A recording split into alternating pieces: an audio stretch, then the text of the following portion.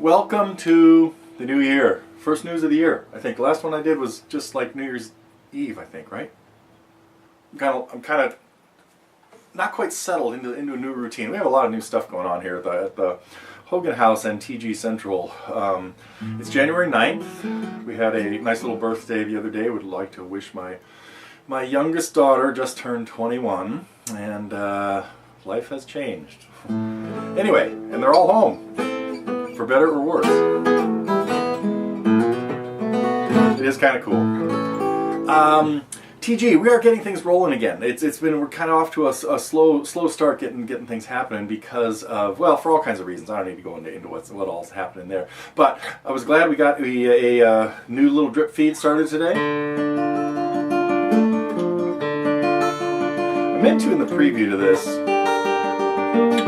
to talk a little bit about tempo, but I will save that for as I kind of wrap it up. I think, boy, as I was doing the research on this this Prelude, found versions ranging from too fast. Wait a minute. A la Segovia. I didn't find any that I thought were too slow. I like Julian Bream's best, but lots and lots of different fingerings and some notes that didn't come out very well and some things like that. So this was actually a really fun project. Sorry it took me like so long to get to this. I've been meaning to do this for a long time. Ranging from Too Fast to Elliot Fisk. Oh my God! Has anybody looked at that? I don't think I can even do that. It's unlistenable. Oh, I shouldn't be. Never mind. Let's keep that remain nameless. Pretend I didn't say that. But what else did happen around here? This cool little song that the title is still. I'm still not sure if it's going to be "And Winter Glows" or "As Winter Glows" or whatever. It still has to. That may depend on whether I end up ever writing lyrics to it or not. Sometimes I lean towards the "and," sometimes I lean towards the "as." Does it matter? Do like the song though. And what else happened this week? We had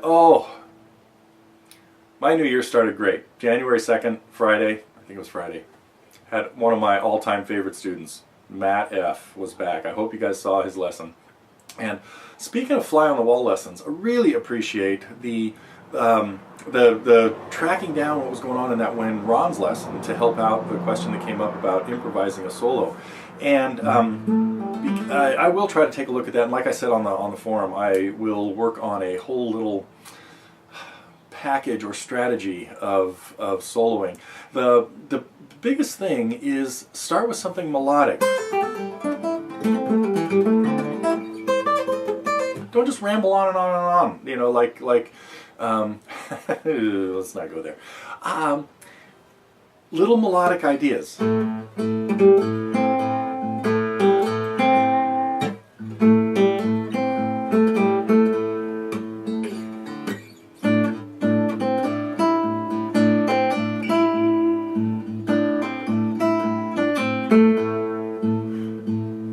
Now, right there, I really just used a little block of 4 notes in the middle of the blues pattern, and for the first half of it, I only used 3 of them. And had a short little idea, and then elaborated on it.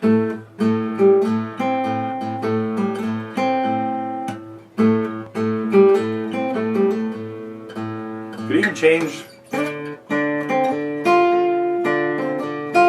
There would be doing the exact same thing. One of the things I've always really liked about one thing that really grabbed me about Al Stewart songs many years ago was the leads in them were really well worked out and composed, so they weren't now when he played like Year of the Cat live and stuff, people would just jam and improvise a little bit, but coming up with a melodic solo is a really good thing. Anyway, I will get to that. So that was a great question, and thanks for tracking down places where we have talked about that.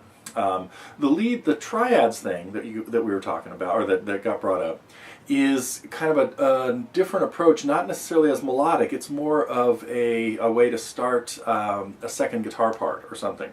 But a good place to work in stuff like that. Let's see, what else did I want to talk about? The Prelude. Oh, so we did the 2 snapshots this week. We did Matt's lesson. We did the Prelude lesson. We do have another lesson from Vanessa, but it's been delayed till maybe Monday or Tuesday, so she ran into a little snag there this week with it. And what else? I was going to tell you about one more thing. Michelle, your Things Behind the Sun. That is so cool. I will take another closer look and see if there's any suggestions I have. But I think the biggest suggestion I have is more related to just being able to play and sing at the same time. And in order, I think in that lesson I probably sang the song. I can't remember now.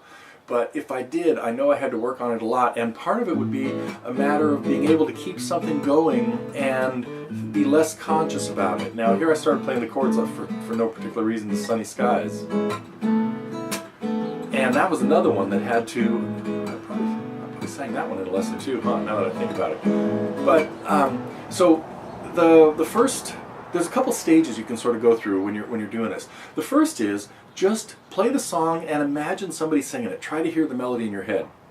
The next one would be try to just hum it. Don't worry about the words, and see if you can. And then I think with Nick Drake ones, there were a couple of them that I had to specifically like nail down. This word happens right here, and I'm pretty sure Things Behind the Sun was one of those. Like when to start. Oh, Riverman had some of that in it now too, as I recall.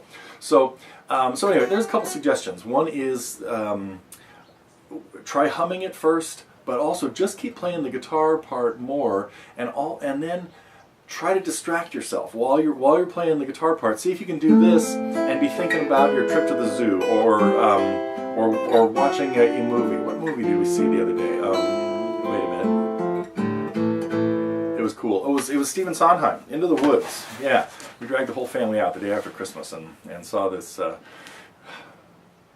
this fairy tale or grim, yeah, type thing. Pretty cool.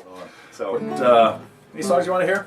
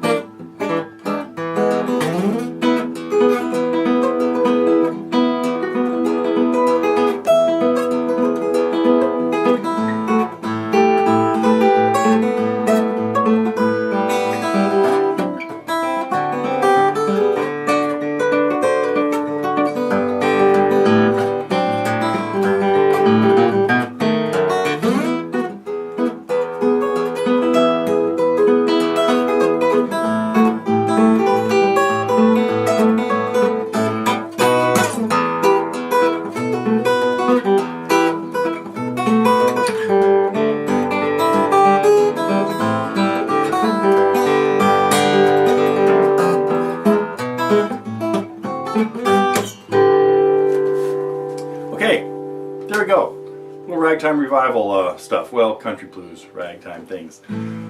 That's it for our first report of 2015.